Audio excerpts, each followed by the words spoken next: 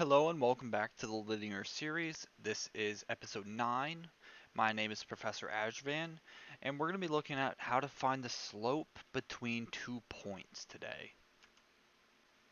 As usual, we'll look at 3 examples. The 3 examples are on the screen now. So if your homework problems or whatever you're working on currently look like these types of problems, then this is the video for you.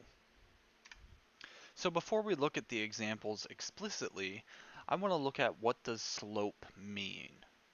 So slope between 2 points specifically means what is the rise, meaning how far do you go up, compared to the run, meaning how far do you go over. So if these 2 points are any 2 points, meaning this is some x, x1, and this is some y, y1, and this is some x, x2, and some y, y2. To find the rise between them, meaning how far we go up from this first point to the second point, we just need to look at the difference in the y values. Okay, so rise is going to be the difference between the y values. Right, so I can take y2 and subtract y1 to figure out how far I have to go up from y1 to get to y2, from my first point to get to my second point. Run is going to be very similar, but we're going to be looking at the x values. We're going to look at what is the distance that I need to take from x2 to x1. If I start at x1, how far do I have to go to get to x2? Now slope is defined as rise over run. So we can look at it as being y2 minus y1 over x2 minus x1. Slope is typically defined using the letter m. So we have an equation now. We have an equation, m is equal to y2 minus y1 over x2 minus x1.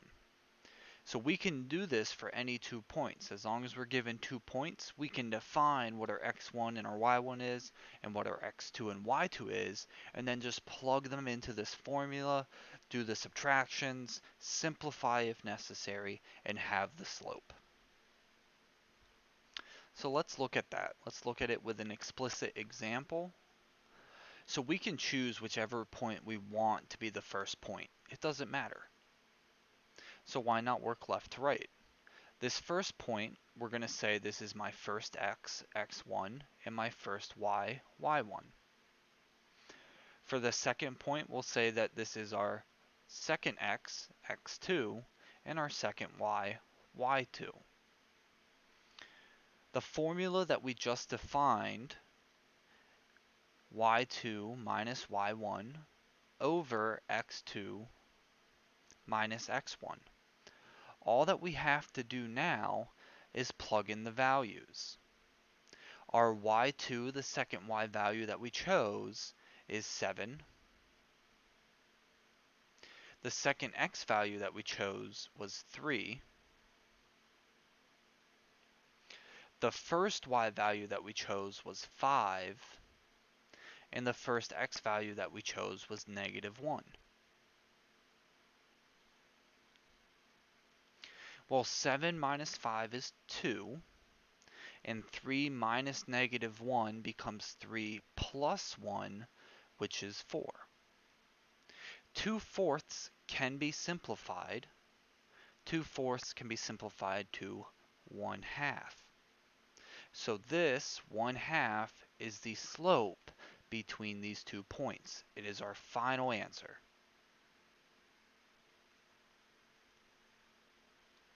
Let's try it again.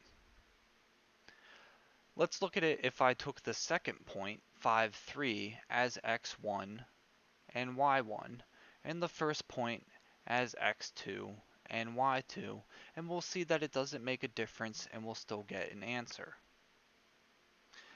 Our slope formula, y2 minus y1 over x2 minus x1. we simply plug in the values. So the second y value that we defined is -2.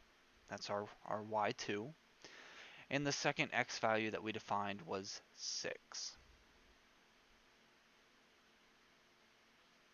The first y value that we chose was 3, and the first x value that we chose was 5. Now we just need to do the subtraction. So -2 minus 3 is -5, and 6 minus 5 is 1. Well, -5 divided by 1 is just -5. This is our final answer. And I'll leave it to you, but if we flip these, meaning if we took this being x1 and y1, and this being x2 and y2, you'll see we end up with the same answer.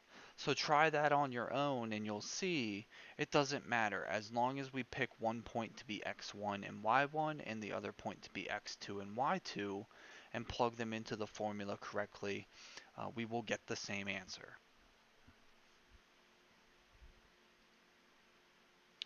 Alright, something interesting is going to happen in this third example. So we pick which point we want to be x1 and y1, and we pick the other point to be x2 and y2. Again, we plug it into our formula.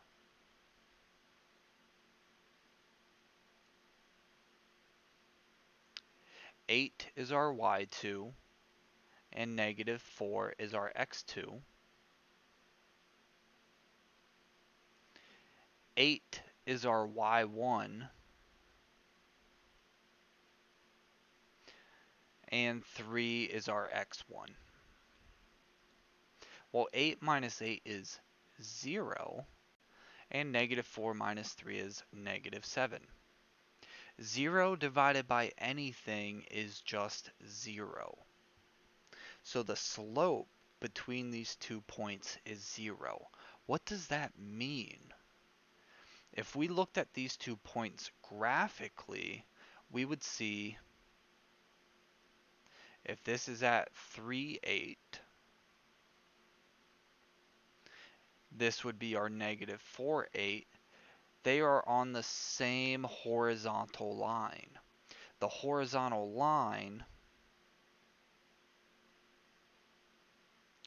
has a slope of 0. It's not moving up when it moves over. There is no rise to its run. I have a bonus example for you. So again, x1, y1, x2, y2, plug them into our slope equation. Right? We let -2 be y2. We let 4 be we let 7 be y1. We let 4 be x2, and we let 4 be x1. So -2 minus 7 is -9, and 4 minus 4 is 0. We cannot divide by 0. So what is our answer? Well, we say the slope is undefined. Why is this? Well, if we look at our 2 points, 4 and 7, if we look at them graphically, and 4, -2, these are on the same vertical line.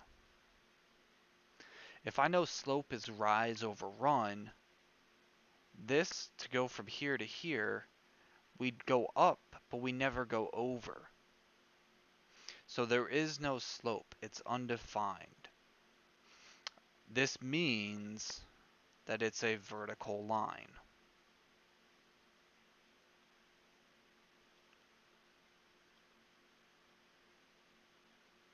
Okay, so we have 2 special cases as our last 2 examples. We could have where 0 is in the numerator of our slope, in which case we get 0, and that means we have a horizontal line. or we could have 0 in the denominator of our slope, which means we have a vertical line and our slope is undefined. I hope this video was helpful. If it was, consider giving it a like and subscribing. It really means a lot to me. Thank you for watching. Good luck, and we'll see you in the next one.